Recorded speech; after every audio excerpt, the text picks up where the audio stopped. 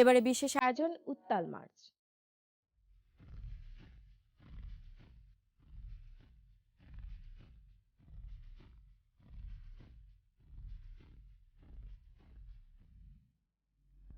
বায়ান্নর ভাষা আন্দোলন থেকে জাতি স্বতন্ত্র সাংস্কৃতিক বৈশিষ্ট্যের পরিচয় তুলে ধরে।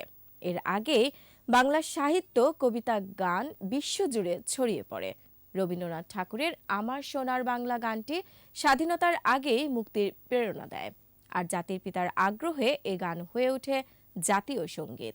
বিস্তারিত শিউলি শবনমের প্রতিবেদনে।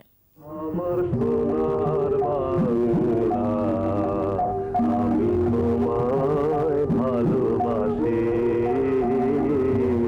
বাংলার রূপে মুগ্ধ হয়ে রবীন্দ্রনাথ ঠাকুর লিখেছিলেন এই কবিতা। এর সাথে যুক্ত হয় গগন হরকরার বাউল সুর।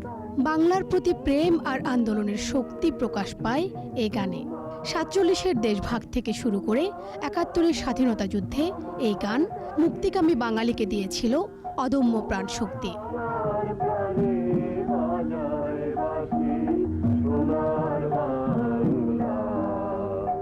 ১৯৫৪ সালে যুক্তফ্রন্টের নিরঙ্কুশ বিজয়ের পর কার্জন হলের সংবর্ধনা অনুষ্ঠানে আওয়ামী লীগের তরুণ নেতা শেখ মুজিবুর রহমান পাকিস্তানের শীর্ষ নেতাদের এই গান শোনানোর ব্যবস্থা করেন।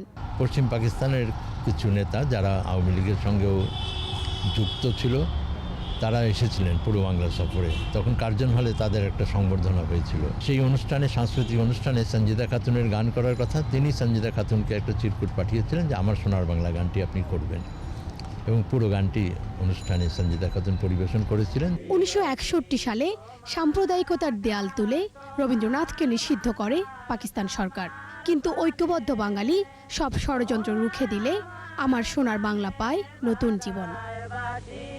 আর এইভাবেই ৬৯-এর গণ অভ্যুত্থান বা অন্য সময় দেখি যে নজরুলের গান, বিপ্লবী গান, দেশাত্মবোধক গান, সেখানে রবীন্দ্রনাথ নজরুলের সঙ্গে আরও যে বাংলার যে গানের সম্পদ, আর সেখানে ফিরে ফিরে আমার সোনার বাংলা। মুক্তিযোদ্ধাদের শিবিরে, ক্যাম্পে বা কাউকে হয়তো ধরে নিয়ে গেছে, অত্যাচার করছে, সেই পাকিস্তানি কারাগারে সে হয়তো গুনগুন করে এই গানটি গাইছে। ১৯৭১ সালের ৩ জানুয়ারি রেসকোর্স ময়দানের জনসভায় বঙ্গবন্ধুর বিশেষ ইচ্ছেই শিল্পীরা সমবেত কণ্ঠে পরিবেশন করেন এই গান। পরম্পরার মধ্য দিয়ে এই গানটি, আর বঙ্গবন্ধু সেখানে এই পরম্পরার, যদি ধরি যে রবীন্দ্রনাথ সুভাষ বসু হয়ে শেখ মুজিবুর রহমানে গিয়ে সেটা একটা বিশাল স্ফুরণ পেল।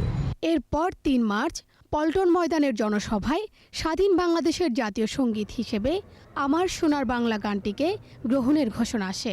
এটা ইতিহাসের পথ বেয়ে এভাবেই এটা বাংলাদেশের জাতীয় সঙ্গীতের রূপ পেয়ে গেল। আনুষ্ঠানিক স্বীকৃতির আগেই এটা বলা যায় যে অন্তরে গাঁথা হয়ে গেল বাঙালির যে লড়াইয়ের মধ্য দিয়ে। ফলে যখন আমরা মুক্তি অর্জন করলাম, তখন আর এখানে কোনো দ্বিধা ছিল না কোন গানটি নির্বাচিত হবে। ১৯৭১ সালের ১৭ এপ্রিল মুজিবনগরে স্বাধীন বাংলাদেশ সরকারের শপথ গ্রহণ অনুষ্ঠানে আমার সোনার বাংলা গানটি জাতীয় সঙ্গীত হিসেবে গাওয়া হয়।